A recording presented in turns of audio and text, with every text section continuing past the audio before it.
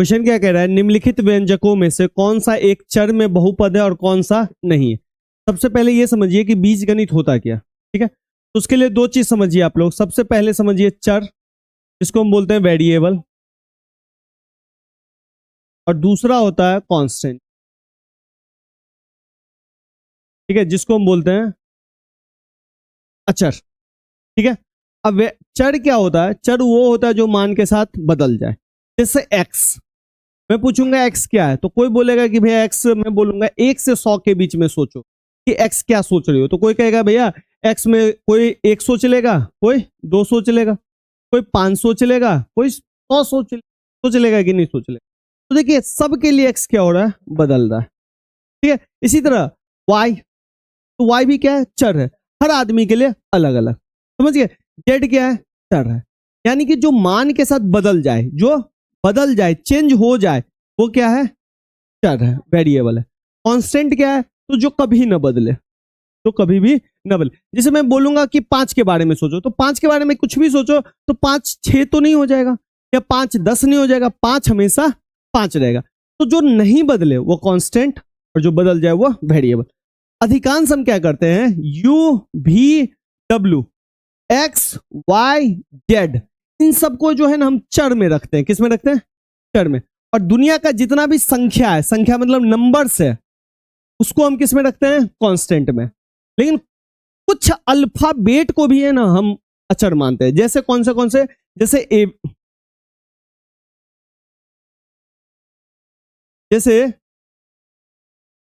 जैसे A B C D, इसको भी जो है ना हम लोग कांस्टेंट में रखते हैं। कैसे रखते हैं वो मैं आपको आगे बताता हूं।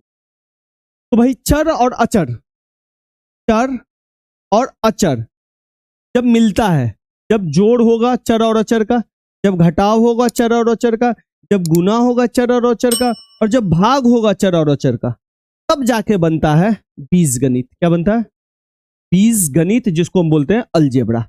इसी को बोलते हैं बीजगणित व्यंजक, क्या इंग्लिश में बोलते हैं अलजेब्रिक एक्सप्रेशन। क्लियर है यहां तक, समझ गए। अब समझते हैं कि चर और अचर मिलके क्या बनाता है, बीजगणितीय व्यंजक। जैसे 5x प्लस वाई, या कुछ भी, देखो चर अचर मिलके बना दिया। 5x में देखो x क्या है, चर है, अब 5 क्या है, अचर, ये दोनों गुना हो गया, और फिर इसमें एक और अचर जुड़ गया, तो ये एक तरह से बीजगणित हो गया। क्लियर है। अब बीजगणित के जो टाइप्स होते हैं ना, इसको हम 2 टाइप से बांटते हैं। एक हम बांटते हैं पद के हिसाब से। किसके हिसाब से, पद के हिसाब से, जिसको हम बोलते हैं टर्म। क्या बोलते हैं, टर्म्स। और एक हम बांटते हैं घात के हिसाब से। किसके हिसाब से, तो हम बोलते हैं पावर,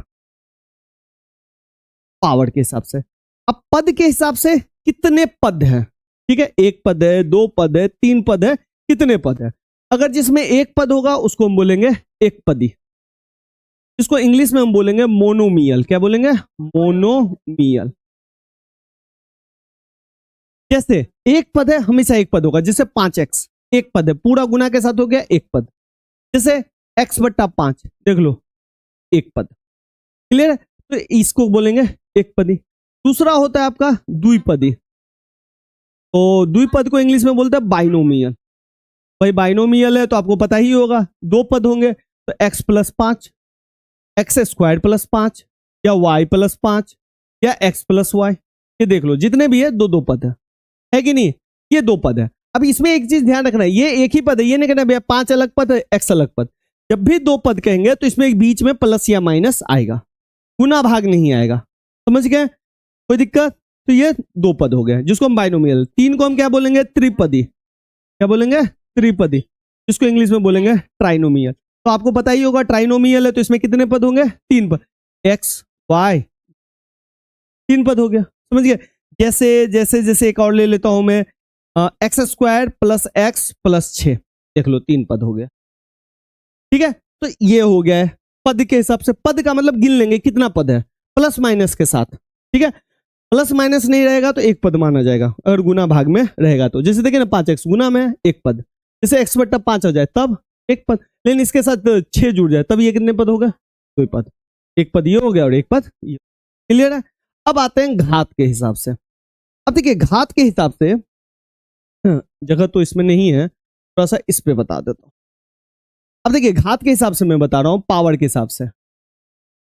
देखिए बाबू, पावर जो लगेगा ना चर पे लगेगा। किस पे लगेगा? चर पे, या तो एक्स वाई जेड पे, इसी को हम बोलते थे ना चर, इस पे लगेगा पावर। अब पावर लगना चाहिए एकदम सॉलिड सॉलिड। सॉलिड पावर का मतलब या तो पावर 1 लग जाए, या 2 लग जाए, या 3 लग जाए, या ऐसे लग जाए। बात समझ गए? कभी भी पावर 1/2 नहीं लगेगा, ठीक है? कभी भी पावर माइनस में नहीं लगेगा। ऐसे बात समझ में है? सॉलिड पावर चलना चाहिए, 1 2 3 4 5 6 ऐसे करके पावर चढ़ना चाहिए। तो सबसे पहले बात करते हैं घात, पावर। अब जैसे पावर होता क्या, पहले ये समझो। जैसे ये एक्स है, ठीक है, यहाँ पे कुछ नहीं है तो पावर 1 है। जैसे ये एक्स स्क्वायर हो गया, ये पावर कितना हो गया? 2 हो गया। ये एक्स 3 पावर हो गया। समझ गए? इसको बोलते हैं हम पावर। बात समझ गए? अब इसमें घात में भी है ना, पहला होता है रेखिक। क्या होता है? रेखिक, जिसको हम इंग्लिश में बोलते हैं लीनियर। क्या बोलते हैं? लीनियर। भाई लीनियर वो होता है जिसका मैक्सिमम पावर कितना हो? 1 हो। मैक्सिमम पावर कितना हो? 1 हो। मैक्सिमम पावर 1 तो हम बोलेंगे लीनियर। जैसे इसका एग्जांपल, तो जैसे हम ले लेंगे 5x। देख लीजिए, x का पावर कुछ नहीं तो 1। पद इसमें कुछ भी हो सकता है। जैसे 5x प्लस 6, देखो x का पावर कितना है? कुछ नहीं है तो 1 है। जैसे ले लो x जोड़ y जोड़ z, सबका पावर क्या है? 1। पद इसमें 1 है, इसमें 2 है, इसमें 3 है। पद से मतलब नहीं है। पावर अगर 1 है तो वो कौन सा होगा? लीनियर। अगर पद के हिसाब से देखेंगे तो ये एक पदी हो गया, ये द्विपदी हो गया, ये त्रिपदी हो। लेकिन पावर के हिसाब से ये रैखिक है, मतलब लीनियर है। क्लियर है? सेकेंड आता है द्विघात। क्या बोलते हैं? द्विघात, जिसको हम बोलते हैं क्वाड्रेटिक। क्या बोलते हैं? क्वाड्रेटिक। अब देखिए क्वाड्रेटिक क्या होता है? जिसका मैक्सिमम पावर कितना होगा? 2 होगा। Maximum power 2। क्लियर? अब मैक्सिमम पावर 2 मतलब ये हो सकता है, इसका example x square plus x. देख लीजिए, इसका पावर कितना है? 1, और इसका पावर कितना है? 2। मैक्सिमम पावर कितना दिख रहा है? तो ये क्या हो गया? क्वाड्रेटिक। ठीक है, जैसे एक और ले लेते हैं, x square plus x plus 6। देख लो मैक्सिमम पावर 2। ठीक है, अच्छा इसका देख लो, एक्स क्यूब प्लस एक्स 3 है, तो ये द्विघात समीकरण नहीं हुआ। क्लियर है? तो थर्ड क्या है ये? तो ये त्रिघात है। जिसको हम बोलेंगे क्यूबिक। क्या बोलेंगे? क्यूबिक। क्यूबिक में कितना होगा? तो 3 पावर होगा। मैक्सिमम पावर कितना होगा? मैक्सिमम पावर 3 होगा। 3 का मतलब हो गया x cube plus x square plus x plus 6। Maximum power देख लो कहीं पे भी, तो एक्स पे कितना पावर है? 3। तो ये कितना हो गया? त्रिघात। क्लियर है? अब देखिए इन सब का ना फॉर्म आता है। फॉर्म कैसा होता है? रेखिक का फॉर्म आता है ए एक्स प्लस बी। इसको रेखिक बोलते हैं। देखो मैंने आपको पीछे लिखाया था कि देख लो ए और बी जो सी डी भी जो है ना, हम कांस्टेंट में मानते हैं कि नहीं? और एक्स वाई जेड किस में मानते हैं?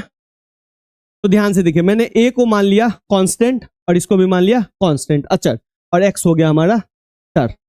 अब चर के पावर में कुछ नहीं है तो 1 है, तो ये कौन सा हो गया? रेखिक।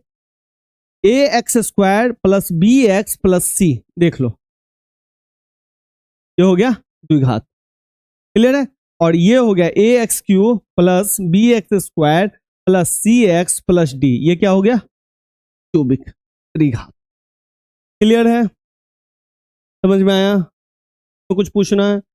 लेकिन एक चीज ध्यान रखिएगा बेटा, कि पावर जो है ना वो सॉलिड नंबर होना चाहिए। पावर में उल्टा फुल्टा नंबर नहीं चाहिए। 1 2 3 ये होना चाहिए। ठीक है, अब क्वेश्चन थोड़ा सा ध्यान से देखो। क्वेश्चन कह रहा है निम्नलिखित व्यंजकों में से कौन एक चर में बहुपद है? किसमें पूछ रहा है? एक चर। और कौन कौन नहीं है? ठीक है, कारण के साथ अपने उत्तर दीजिए। देखिए एक चर का मतलब क्या हुआ, इसको समझिए। नहीं, हाँ, एक वेरिएबल हो। जैसे मैं यहां पे लिख रहा हूं एक्स वाई जेड, इसमें ध्यान से देखो 3 गो वेरिएबल है, 3 गो चर है। एक्स अपना अलग चर है, वाई अलग चर है, जेड अलग चर है। और समझ गए?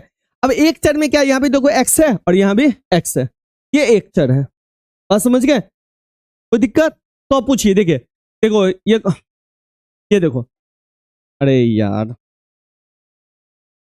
बताओ ये बहुपद है या नहीं है? है। क्योंकि सबसे पहले x वाला एक ही पद वाला है, और दूसरी बात देख लो कि पावर में 2 सिंपल है, सॉलिड नंबर है। अच्छा, ये द्विघात है या कौन सा है? द्विघात है, द्विघात समीकरण है, द्विघात। मैक्सिमम पावर 2 है। पद के हिसाब से कितने पद है? तो टोटल 3 पद है, 1 पद, 2 पद, 3 पद। तो इसमें अगर मैं लिखना चाहूं बारी बारी, तो भाई बहुपद है तो बहुपद है, यस। दूसरी बात लिखूं तो ये कौन सा है? तो द्विघात है। और तीसरी बात लिखूं तो कितने पद है? तो 3 पद है, तो त्रिपदी। इसको बोलेंगे क्वाड्रेटिक, इसको बोलेंगे ट्राइनोमियल। क्लियर है कि नहीं क्लियर है? समझ गए? अच्छा आप बताओ, ये है या नहीं है? है, ये है। और एक चर ही है इसमें, देखो y वाला ही चर है, और ये √2। भाई संख्या में कुछ भी हो चलेगा, इसमें कुछ नहीं होना चाहिए उल्टा पुल्टा। तो ये है, ये भी एक चर वाला है और ये भी एक चर वाला है? इसमें बताओ ये है? नहीं है। कारण इसका मैं बता दूं, देखो 3 √t है।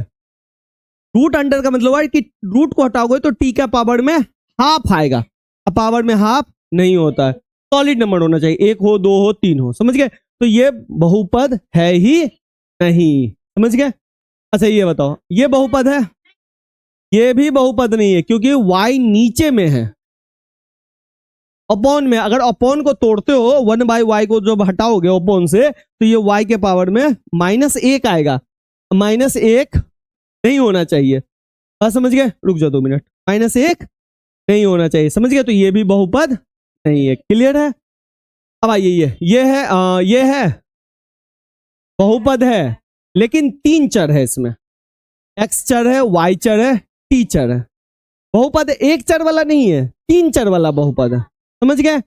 और ये जो है हो गया ना? चलिए।